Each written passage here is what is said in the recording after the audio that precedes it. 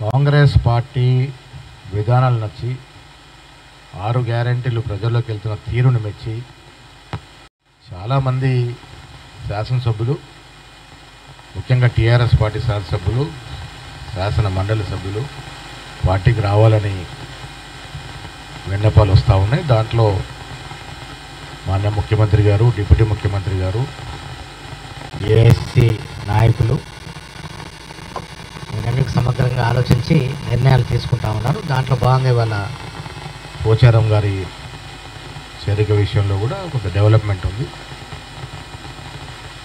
గత మాదిరి మాకు సంఖ్య తక్కువ ఉంది కాబట్టి తెచ్చుకోవడం అనేది కాదు.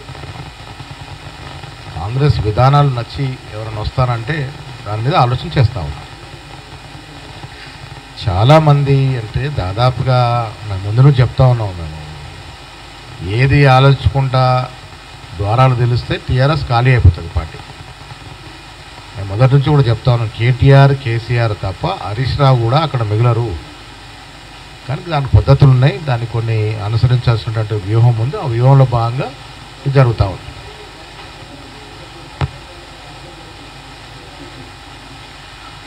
రాజకీయాల్లో పరిస్థితులకు అనుగుణంగా మనం ఎదుర్కోవాల్సిన పరిస్థితి ఉంటుంది.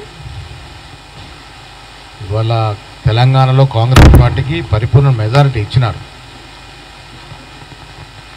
ప్రజాస్వామ్యబద్ధంగా ఎన్నికైన ప్రభుత్వాన్ని పదే పదే కేసీఆర్ కానీ బీజేపీ నాయకులు కానీ కూల్చేస్తాం, తేల్చేస్తాం, ఇక అయిపోయింది ప్రభుత్వం, బెదిరింపులకి పాల్గొపడతా ఉన్నారు. ప్రజాస్వామ్యబద్ధంగా ఎన్నికైన ప్రభుత్వాన్ని కూల్చేస్తామని బాహటంగా ఎన్నికైన ప్రజాప్రతినిధులు మాట్లాడుతూ ఉంటే దీన్ని ఖండించాల్సినటువంటి మాజీ ముఖ్యమంత్రి, టీఆర్ఎస్ నాయకులు, లోపాయకర్ బీజేపీ ఒప్పందాల నాయకులంతా కూడా ప్రభుత్వాన్ని కూల్చేస్తాం, పాడేస్తామంటే అసలు మీరు కూల్చేస్తామనేటువంటి మాట ఏ సంఖ్యను చూసుకునైతే మీరు విరవీగుతున్నారో ఆ సంఖ్య రోజు రోజుకి పలచబడతా ఉంది, ఆ సంఖ్యలో తూటిపోతూ ఉంది. ఆ సంఖ్యలో ఉన్న వ్యక్తులే మాతో జాయిన్ అవుతూ ఉన్నారు. అన్ని కారణాల దృష్ట్యా కొన్ని సందర్భాల్లో మేము కూడా వారిని చేర్చుకోవాల్సిన పరిస్థితి వస్తాం.